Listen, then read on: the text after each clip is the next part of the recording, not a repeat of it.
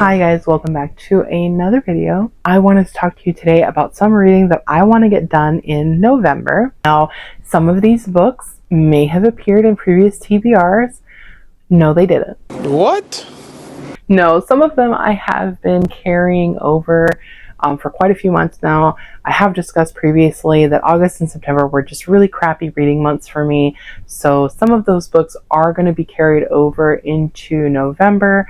We're still kind of in this fall vibe situation, fall reading, and this is more or less a transitional month until we get into holiday and winter reads. So without further ado, let's get into what I'm hoping to read for November. Starting off strong with some of the reads that I did not get to in October, we have The Shadow House by Anna Downs. This book, I believe I've read the synopsis to you guys before because I'm pretty sure this has been on a TBR prior to this.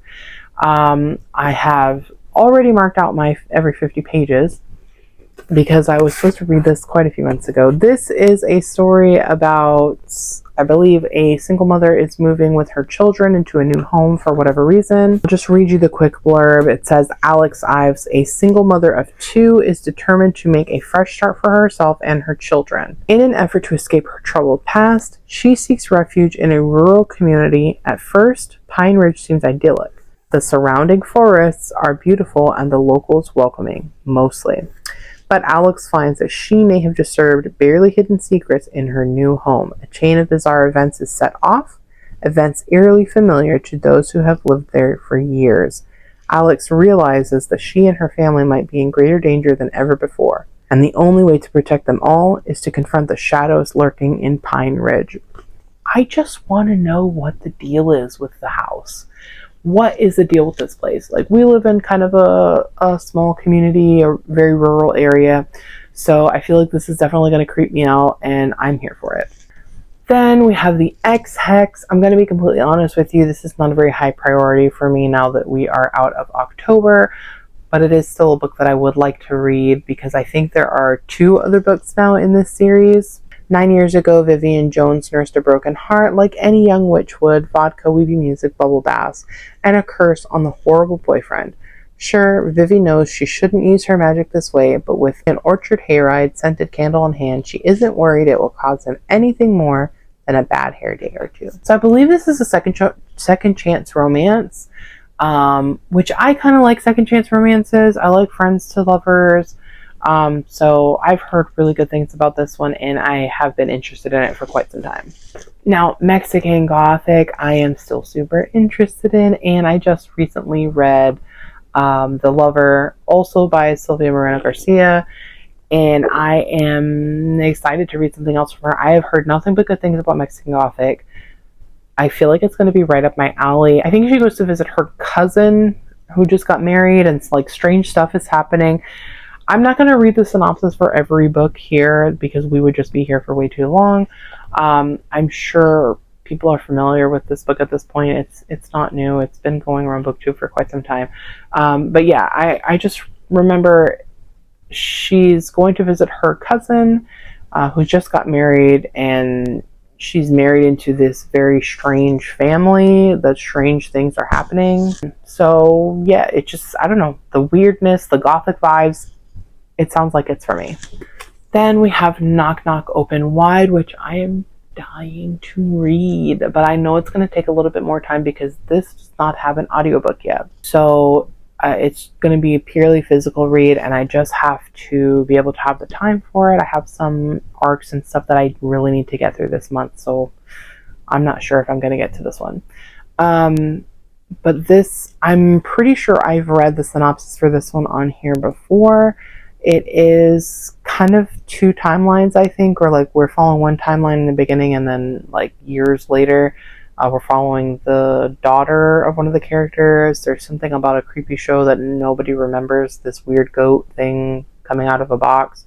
I don't know, it just sounds like a lot of weirdness, and the people that have read it have given it really high reviews, so I need it. It's weird. I want to read it.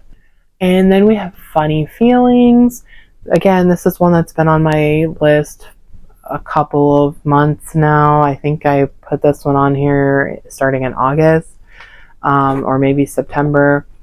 So it's been a few months that I've been wanting to read this one. This is, I think, Friends to Lovers, which is the whole reason why I wanted to pick this one up, because that is one of my favorite tropes.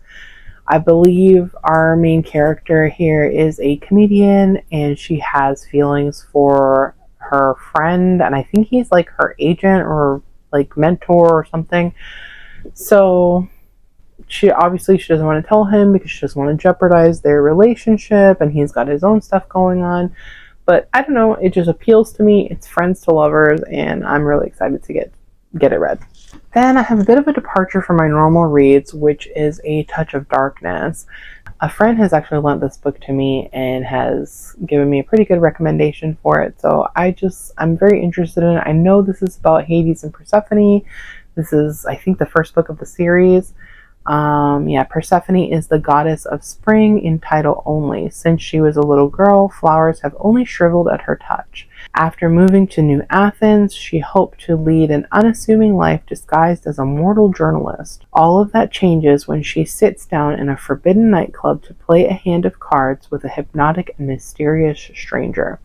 So I don't know too much about this, and I think that's the best way to go into it. I'm not sure if I will enjoy this type of retelling, but this is a great way for me to find out because there's zero risk. I did not buy the book. I will probably get the audiobook on Libby and see how it goes. And then we have two books that I am dying to read so that I can see if I want to purchase the third book, because I got both of these gifted to me from a couple of friends on Instagram, and that is Belladonna and Foxglove by Adeline Grace.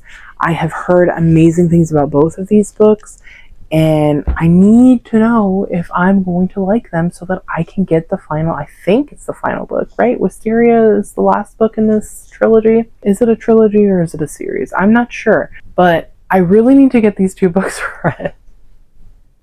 And I'm really excited to read them. I've been putting it off. I was really hoping to at least get to Belladonna last month, but it looks like this month is going to be the month that I'm going to need to buckle down and read these books. And then the last book I have is a carryover from October, and that is Thistlefoot. This is one that has just always intrigued me. I believe it's something about two siblings are left at home. I know the house has chicken feet. Like, that's not just on the cover. That's a whole thing. They inherit this house, and then there's like shenanigans. There's, I think, Baba Yaga. It's very interesting. I think it's like a folklore tale. So I was interested in it, and I thought October would be a great time for me to get to it. Unfortunately, I did not get to it, so let's push it into November. So these are all of the books that I'm hoping to get to in November. I also have a few arcs that I'm going to be reading as well, but I will update you guys with that stuff in the vlogs. I would love to know what you guys are reading for November, if you have read any of these books, what your thoughts were about these books. Please leave that down in the comments below. Consider subscribing if you want to see if I get to these books and see more videos from me. If you enjoyed this video, I'd love for you to give it a thumbs up. That's all I have for you guys for now, and I'll see you in the next one. Bye!